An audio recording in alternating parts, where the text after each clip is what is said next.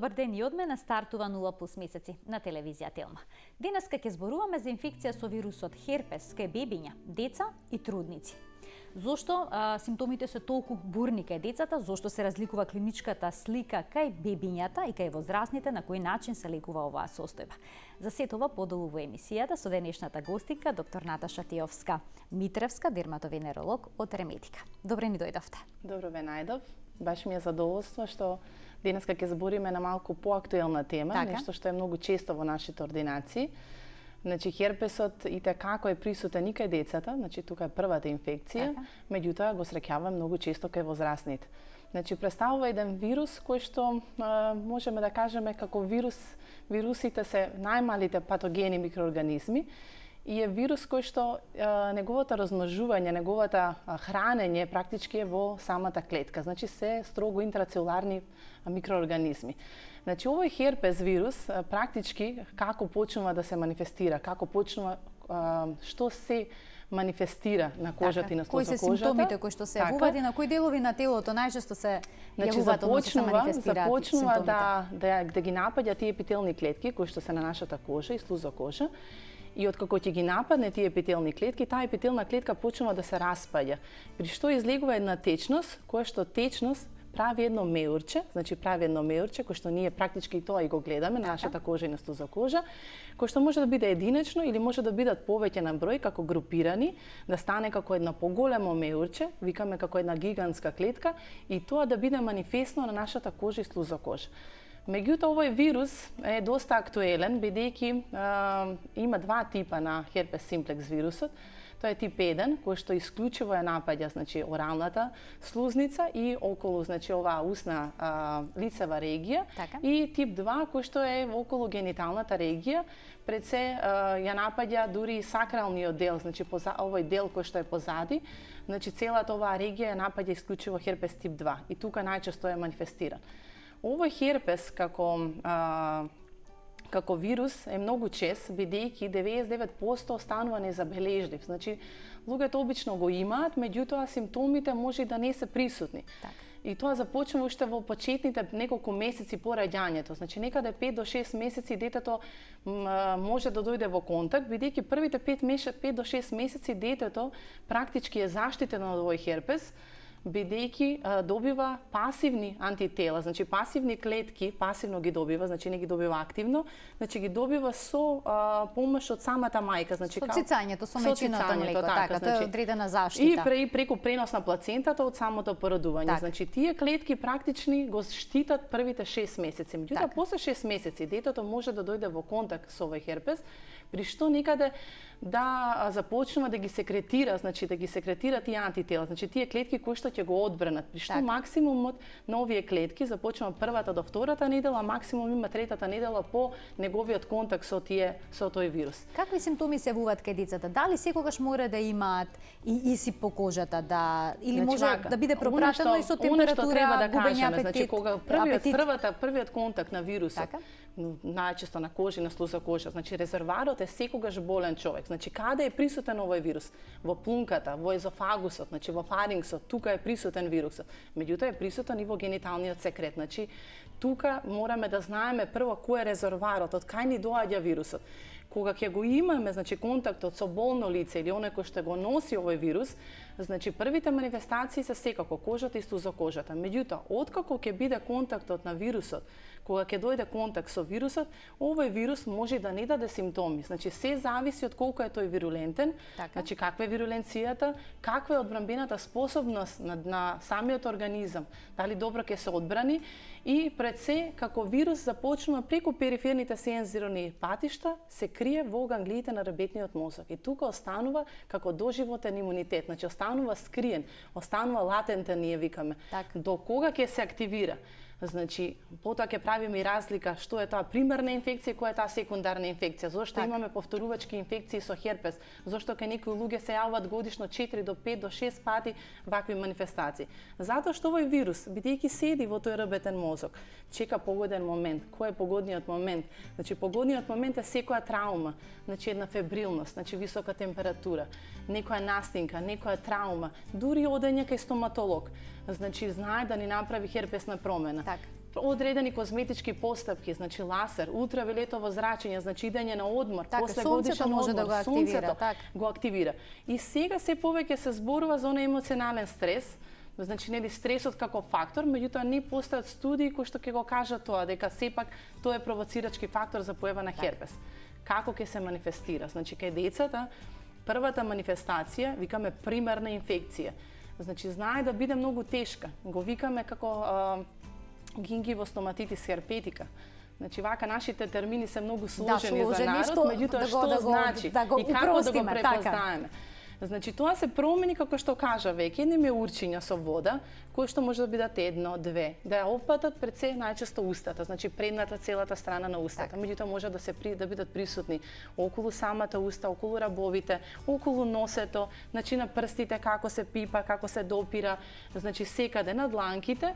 И тие некои фотографии кои што всушност опишуваат колку може да биде бурна цела оваа реакција. Значи ова се веќе промени кои што како што кажав, значи околу рабовите на устата, очните капаци, тоа е веќе една друга форма за која што потоа ќе збориме, како кератоконјуктивитис херпетика, значи околу во целата лицева регија. Меѓутоа, првите симптоми се внатре во самата орална слузница, при што се појават како афти, значи баш се тоа меурчиња кои што пукаат и кои што имаат жолтеникава сквама, значи жолтеникава течност, течност која што се заматува. Тоа не е права гнојаница, него самиот вирус е внатре и тој распукува тој меур, при што се формира една краста. При што целата состојба е многу тешка, значи имаме разразливост, имаме на висока температура, имаме реакција на околните лимфни жлезди, имаме голем немир, имаме плачливост на детето, затоа што таа практички состојба започнува некаде од 6-тиот месец, значи може да се појави од 6-тиот месец, после раѓање и да трае, значи да биде најчесто до 4 годишна возраст. При што детето може да избегнува, да не може да јаде, да има потешкоти при голтање, значи дури да доведе до состојба на дехидрираност. Значи тоа е една тешка состојба бидејќи целите непца, целите гингиви се доста црвени, оттечени, навистина многу тешко во однос на целава состојба додека започна да се залекуваат промените. Како треба да се реагира? Како треба да се третира оваа состојба? Првото нешто треба да се однесе секако детето на доктор. Тука имаме, кога збориме за херпесните инфекции, претходно зборевме дека не е само во доменот на дерматологијата. Значи тука се многу тимови вклучени, значи вклучен е и гинекологот, вклучен е и педијатарот или неонатологот. Бидејќи херпесот се појавува уште од нулта возраст, значи може да се појави од самото раѓање и може да биде присутен и во тек на додека расте детенцето, адолесцентна доба и секако ќе возрастните. Така да дали ќе биде кај педијатар или ќе биде, значи секако кај дерматолог, меѓутоа детето треба да биде однесено на доктор. Зошто? Затоа што целата состојба е навистина малку драматична по дома, бидејќи детето одбива да јаде, има висока температура, секако треба да се дадат дополнителна течности за да се рехидрира детето, да се дадат антипиретици, да се намали таа температура и промивки. Меѓутоа и кај овие промивки имаме проблем со децата. Значи кога правиме промивки со камилица, со бел слез, нешто што ќе биде најнеутрално, кој што сепак затоа што тоа печем, разбирате, тоа е отворена рана, ерозија. Значи детето дури на вода реагира, ме разбирате. Значи и на самите промивка кога се прави, треба да се припазува кое средство се користи, затоа што имаме средства кои што може да ни дадат влошување на состојбата. Посебно ако имаме лидокаин во себе, значи некој анестетик на кој што детето без да знаеме може да биде алергично на тие супстанции. Ке зборуваме и за сето ова и во текот на емисијата, само да го вклучиме гледачот кој што е веќе на линија. Добар ден, повелете, кој се јавува? Добар ден. Добар ден. Добар ден. Поздрав до докторката и до водителката. Благодарам. Една баба е тука. Така. Јавувам се внукичка, имам 9,5 години. Така. И малце само носето да й потечили до неде, она херпес на устата и меѓу носето и меѓу устата има. Така. Тоа е више со години. Така. Дали има лек нешто за тоа? Ја водиме ја на педијатар, речени имала била имала контакт со друго лице од херпес, што е имало херпес. Така.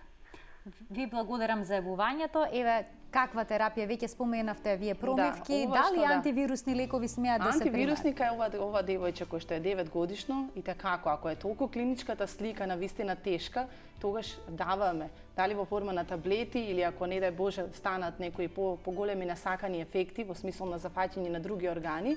Меѓутоа, ако се работи само за локална манифестација, дали околу носот, околу устата, најчесто ние како дерматолози не дека не сакаме да ги дадеме таблетарната форма на антивирустатици, значи како да кажам, на терапија против овој вирус, меѓутоа гледаме да се засредочиме на локалната терапија. Иако овие таблети, значи даваат, го скратуваат времето, значи на траење на оваа промена. Значи ако трае оваа промена 10 дена, овие лекови ќе го скратат тој период, значи 3 дена ќе биде.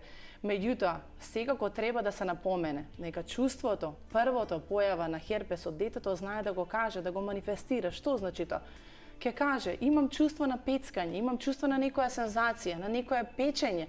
Ќе видите и само црвенило. Токму тогаш треба да се дадат тие лекарства, значи во период од 48 сати, затоа што веќе тој период е кога тие се започнуваат да се размножуваат, самиот вирус тогаш почнува да има поголема репродукција. Кога ќе се даде после тоа, значи многу помала е ефектот, затоа викаме благовремено и побрзо давање на оваа терапија. Сега, ова ако е често, значи што значи тоа често? Значи некаде херпесот ни е како една манифестација на нешто што би се случило понатаму. Бидејќи тогаш паѓа имуниот систем и тие директно од ребетниот столб се појавуваат по периферните нерви, ја даваат првата манифестација, тогаш посекако постојат и така наречени имуномодулатори, значи некој кој што малку ќе го поткренат овој имун систем. Ако тоа трае повеќе од 4 пати во годината, ако трае 6 пати, 8 пати, тогаш треба малку да се поработи на имунитетот. Меѓутоа, ние даваме и подолго трајна терапија и секако со овие лекарства против овој вирус кој што се пие и подолго време, некаде и до 6 месеци. Повторно кажувам, во соработка наша, значи никако да се остави детето нели да продолжи со терапија, затоа што сепак како и секој лек и наједноставниот лек сепак прави оптеретување на одредени органи во нашиот организам. Се во консултација со лекар. Ајде да проговориме малку за трудниците. Во текот на бременосот, доколку се појави херпес на устата кај трудницата, веднаш се крева паника, таа е исплашена. Дали е тоа така опасно? Смее ли да се користи, да речеме ацикловир, некој таков лек? Значи ацикловирот е кај трудниците, значи повторно правиме разграничување. Ако е примерна инфекција, тоа е устата, значи тоа е тип 1. Меѓутоа, ако се работи за тип 2, гениталниот херпес, тоа и како е за паника, значи не паника во смисол нели да се остави да поминат промените, меѓутоа посета одма кај гинеколог за да сепак евидентираме што се случува, да се даде навремено терапија и да се направи скрининг и на мајката и на таткото и секако она што е најдобро за детенцето, значи чинот на раѓање како ќе тече, дали ќе биде спонтано раѓање, дали ова се случува во првиот триместар, вториот триместар, дури имаше студии дека укажуваат дека овој тип 2 прави спонтани абортуси, меѓутоа многу е поинаку доколку се даде терапија во првиот триместар, значи кога е органогенезата, или кога ќе се појави херпес за прв пат во третиот триместар. Тука, значи, отстапувањето според протоколите е секако царскиот рез. Значи, раѓањето да биде завршено со царски рез. Доколку, значи, тоа се рецидивантни инфекции, што значи тоа зборот рецидиванти, повторувачки инфекции. Значи, имаме инфекција со херпес тип 2, кој што повторно се активира во гениталната регија, тогаш, значи, зависи во која недела ќе се појави. Значи, како да кажам, каква е манифестацијата, колку често е тоа во годината. Така да тука мора да има соработка помеѓу неонатологот, дерматологот и гинекологот. Значи, не одлучува сам гинекологот сам по себе во однос на и на терапијата и советите што понатаму, и со детенцето, и со мајката. Значи, мора да биде тим. Тоа ние го практикуваме многу често во Ремедика. Значи имаме кога ќе се појави доктор, кога ќе се појави пациентка со генитален херпес, гинекологот не повикува заедно со педијатрот, неонатологот за да направиме на еден конзилиум да донесете едно конечно решение. Имаме повторно гледач на линија. Добар ден, повелете. Добар ден. Добар ден. Во програма сте, повелете кој е вашето прашање? Докторката во емисијата што ја гледам на вашата телевизија. Јас сум возрастна особа, меѓутоа пред едно 4 години имав голем херпес од стомакот преку градите до позади грбот. И тој херпес го лекува со некоја течна пудра, тој се повлече, меѓутоа, кај што беа големите меури, ми остана ожилјоци едни бели, така, на стомакот и тие ме печат, ме болат, мислам, тешко ја носам облеката. Сум била кај кожни лекари, кај дерматолози, сум примала разни терапии, меѓутоа тоа се уште ми стои. Дали докторката може да ми помогне некако да го решам оваа состојба? Иначе во животот никогаш не сум имала херпес. Тоа ми е прв и последен пат. Ја молам докторката ако може да ми даде нешто, да ме посоветува што може да како направи да се реши вашиот проблем. Така. Ви благодарам што се јавивте. Претпоставам дека ова е херпес зостер, така? Така, да. Значи, не мора да значи. Херпес зостерот обично не дава ова што го опиша пациентката, значи вакви лузни. Така. Меѓутоа, затоа треба да се разграничи што точно. Значи, во дерматологијата ние имаме состојби кои што исто така идат, како групирани везикули, како групирани меучиња кои што пукаат и како ќе испукаат, значи, зависност од каков секрет имало во себе, дали може и се накалемува бактериска инфекција или пак некоја габична инфекција, тогаш значи настануваат проблемите. Меѓутоа, тие откако ќе помине херпес зостерот обично остава, ние ги викаме хипер или хипопигментација. Што значи тоа? Потемни или посветли осветлувања дека сепак говори за некоја воспалителен процес кој што бил на самата кожа. Доколку е ова што го опишува пациентката веќе форма на лузна, тогаш станува збор за нешто сосема друго. Значи постојат состојби кои што исто така почнуваат, меѓутоа за жал завршуваат со поголема лузна. Так. Мора да се види, некогаш земаме и биопсија, најчесто земаме биопсија за да се знае дали било тоа зостер, дали била некоја друга форма на одредени дерматолошки заболувања кои што ги прават овие промени. Так. Значи мора да се направи комплетно исследување на пациентката. Так.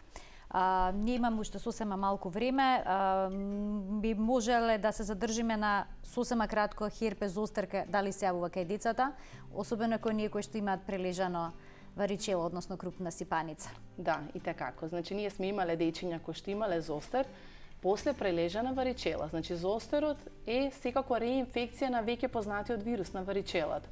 Зостерот и како може да биде непријатен. Кај децата обично не иде со некои потешки симптоми, во смисол на треска, температура, меѓутоа повторно има сензации. Значи секогаш зостерот иде по фат на линеарно распоредени овие форма на меурчиња. Значи идат по патот на самиот нерв, бидејќи тој исто како и херпесот е скриен во рабетниот мозок. Меѓутоа, секако тука мора да дадеме терапија, оваа терапија која што секако ја даваме против овој вирус и секако подигање на имунитетот. Значи целата онаа витаминска терапија. Так, постои ли некаква превенција? Постои ли некое, не знам, магично апче кое што може се тоа да го реши? За жал, значи ние никој од нас дерматолозите не може да каже нели како, дали ќе се повтори повторно, дали повторно ќе има. Меѓутоа преципитачките фактори ги знаеме, она што нели доведува до активација. Сега имаме некои деца кои што знаат да реагираат бурно, имаме деца кои што воопшто нема да појават херпес, значи нема да ги приметите, нема да ви дадат податок. И иако се носители на вирусот, значи го имаат, дошле во контакт, 99% од случаевите поминуваат незабележително, значи ги имаат тие клетки кои што се борат. Јас би сакала само една напомена да дадам. Значи ние имаме многу она што зашто прво се упатуваат кај дерматолози пациентите. Значи имаме деца кои што имаат одредена кожна состојба, најчесто атописки дерматит. Так. Значи одредени други кожни промени кои што најголем ризик за реинфекција, значи за на таква веќе променета кожа, каде што е олеснето побрзо ширењето на овој херпес, е токму состојбата на атописки дерматит. Значи ви имате деца кои што веќе имаме црвенило, значи веќе имаме ерозија, веќе имаме екскоријации, значи имаме промени на самата кожа. Знаете ли колку е полесно ширењето на овој вирус? Значи тој иде од клетка по клетка и многу полесно прави инфекции. Значи за таа состојба веднаш не се опатуваат како проблем, бидејќи тие деца покрај и реинфекцијата, значи дали ќе биде во моментот има инфекција, а има атописки дерматит, или е заразен од мајка, од некој што доаѓа во контакт, или од предмети, бидејќи овој вирус, не напоменавме, покрај што го има во секретите, тој умира на собна температура, значи мора да има директен контакт, значи бакнеш. Значи родители внимавајте, доколку имате херпес на уста, никако не ги бакнувајте вашите деца. Посебно кога се работи за бебиња, кога се работи за мали деца. Или она што не го спомнавме, кога имаме доилка, а веќе има промени, значи на самата града. Тогаш треба да прекине со лактација на таа града, додека се треба се префрли на другата. Ви благодарам што бевте дел од 0N+, ни остана уште многу работи кои што треба да ги кажеме. Јас се надевам дека наскоро ќе се видиме, ќе проговориме за атописки дерматит и можеме да поврзаме повторно со вирусот на херпес, кој што е доста присутен и кај децата. Благодарност за вас и до Телма. Се надевам на малку повеќе време за дерматолошкиот аспект, некако прекратко време. Ќе го отстапиме. Ви благодарам што бевте дел од 0N+, се гледаме повторно утре. Пријатно.